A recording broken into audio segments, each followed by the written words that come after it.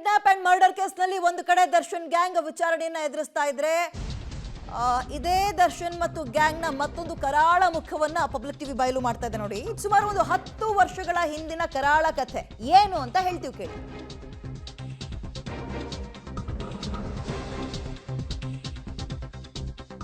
Okay, ಇದೀಗ ಪರಿಹಾರವನ್ನ ಕೇಳೋಕ್ ಹೋದವರಿಗೆ ನಾಯಿಯನ್ನ ಚೂ ಬಿಟ್ಟು ವಿಕೃತಿ ಮೆರೆದಿದ್ದಾರೆ ಅನ್ನೋ ಆರೋಪ ಕೇಳಿ ಬಂದಿದೆ. ಯಾಕೆ ಪರಿಹಾರವನ್ನ ಕೇಳಕ್ ಹೋಗಿದ್ರು ನೋಡೋಣ. ಕೆಲಸ ಮಾಡೋ ಸಂದರ್ಭದಲ್ಲಿ ಎಲ್ಲಾರೋ ಕೆಲಸ ಮಾಡೋರಿಗೆ ಈ ಎತ್ತು ತಿವಿದಿದೆ, ಅದು ಕೊಂಬು ಕಣ್ಣಿಗೆ ಚುಚ್ಚಿ ತಲೆಯಿಂದ ಹೊರಗೆ ಬಂದಿತ್ತಂತೆ. ಆಸ್ಪತ್ರೆಗೆ ಸೇರಿಸಿ ಟ್ರೀಟ್ಮೆಂಟ್ ಕೊಡಿಸಿ ಮನೆಗೆ ಬಿಟ್ಟು ಹೋಗಿದ್ದಾರೆ ದರ್ಶನ್ ಕಡೆಯವರು. ಅದಾದ್ಮೇಲೆ ಸರ್ ಹಿಂಗಾಗಿದೆ, ಕುಟುಂಬಕ್ಕೆ ಇನ್ಯಾರೂ ಇಲ್ಲ, ಪರಿಹಾರ ಅಂತ ಕೊಡಿ ಅಂತ ಹೋದ್ರೆ ನೋಡಿ, ಇದೇ ಕುಟುಂಬ ಪಾಪ ಪರಿಹಾರ ಕೊಡಿ ಅಂತ ಕೇಳಕ್ ಹೋದ್ರೆ ನಾಯಿ ಚೂ ಬಿಡ್ತಾ ಇದ್ರಂತೆ. ಪ್ರಾಣಿ ಪ್ರಿಯ ದರ್ಶನ್ ಅಂತ ಇಲ್ಲಿ ತನಕ ಕೇಳ್ತಾ ಇದ್ವಿ. ಬಟ್ ಅದರ ಇನ್ಸೈಡ್ ಸ್ಟೋರಿಗಳು ಇಷ್ಟೊಂದು ಕರಾಳವಾಗಿರುತ್ತೆ ಅನ್ನೋದಕ್ಕೆ ಸಂಬಂಧಪಟ್ಟಂತೆ ಅಲ್ಲಿ ನೋಡಿ, ಅಲ್ಲಿ ಇಡೀ ತಲೆನೇ ಜಜ್ಜೋಗಿದೆ. ಚಿತ್ರದುರ್ಗದ ರೇಣುಕಾಸ್ವಾಮಿ ಕೊಲೆ ಪ್ರಕರಣದ ನಂತರ ನಟ ದರ್ಶನ್ ರವರ ಒಂದೊಂದೇ ಕರಾಳ ಮುಖಗಳು ಕೂಡ ಒಂದು ಬಯಲಾಗ್ತಾ ಇರ್ತಕ್ಕಂಥದ್ದನ್ನು ನಾವು ಕಾಣ್ತಾ ಇದ್ದೀವಿ. ಅಂತ ಒಂದು ಕರಾಳತೆಗೆ ನಿಜಕ್ಕೂ ಕೂಡ ಚಾಮರಾಜನಗರ ತಾಲೂಕಿನ ನಿಜಲಿಂಗನಪುರ ಗ್ರಾಮದಲ್ಲಿರ್ತಕ್ಕಂಥ ಒಬ್ಬ ಕುಟುಂಬ ಕೂಡ ಅವರ ಒಂದು ನಟ ದರ್ಶನ್ ರವರ ಕರಾಳತೆಗೆ ಸಾಕ್ಷಿಯಾಗಿರ್ತಕ್ಕಂಥದ್ದನ್ನು ನಾವು ಕಾಣಬಹುದು. ನೀವು ದೃಶ್ಯಗಳಿಗೆ ಕೂಡ ಗಮನಿಸಬಹುದು.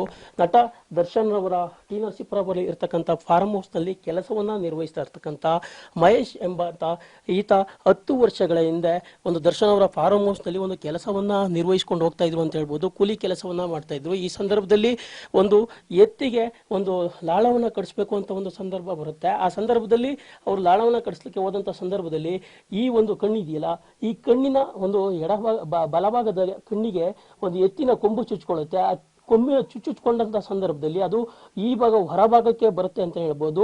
ಆದಂತ ಸಂದರ್ಭದಲ್ಲಿ ಅವರನ್ನ ಒಂದು ಹಾಸ್ಪಿಟ್ಲಿಗೆ ಒಂದು ದಾಖಲನ್ನ ಮಾಡ್ತಕ್ಕಂಥ ಒಂದು ಕೆಲಸ ಆಗತ್ತೆ. ಅಷ್ಟೇ, ಅವ್ರಿಗೆ ಸಂಪೂರ್ಣವಾಗಿ ಒಂದು ಚಿಕಿತ್ಸಾ ವೆಚ್ಚವನ್ನ ಭರಿಸ್ತಕ್ಕಂಥದ್ದಾಗ್ಲಿ, ಆ ಕುಟುಂಬದ ಒಂದು ರಕ್ಷಣೆಗೆ ನಿಲ್ತಕ್ಕಂಥ ಒಂದು ಕೆಲಸಕ್ಕೆ ನಟ ದರ್ಶನ್ ಮುಂದಾಗಲಿಲ್ಲ ಅನ್ನೋ ಒಂದು ಆರೋಪ ಕೂಡ ಮಾಡ್ತಾ ಇರ್ತಕ್ಕಂಥ ಕಾಣಬಹುದು. ಮತ್ತೆ ಅವರ ಎಡಗೈ ಕೂಡ ಸಂಪೂರ್ಣವಾಗಿ ಸ್ವಾಧೀನವನ್ನು ಕೂಡ ಕಳ್ಕೊಂಡಿರ್ತಕ್ಕಂಥದ್ದು ನಾವು ಕಾಣ್ತಾ ಇದ್ವಿ.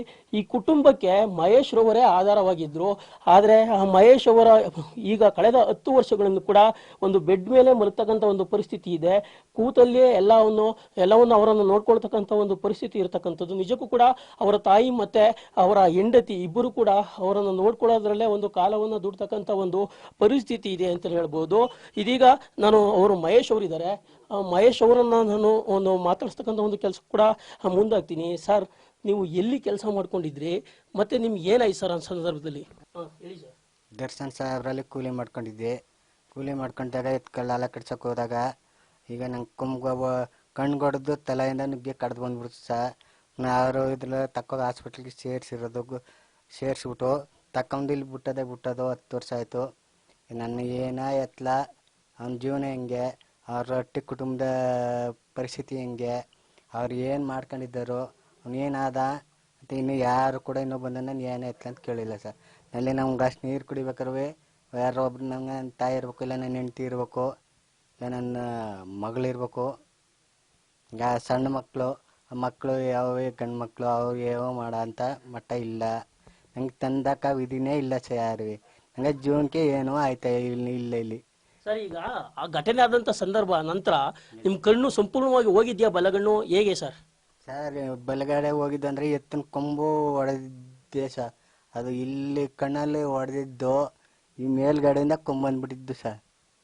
ಕಣ್ಣಲ್ಲಿ ಇಲ್ಲಿ ಹೊಡೆದ ಏಟು ಈ ಮೇಲ್ಗಡೆ ಬಂದು ಪುನಃ ಅವರ ಮೇಲೆ ಕಣ್ಣು ಗಿಣ್ಣು ಅವರೇ ತೆಗ್ದಿರಿಸೋದು.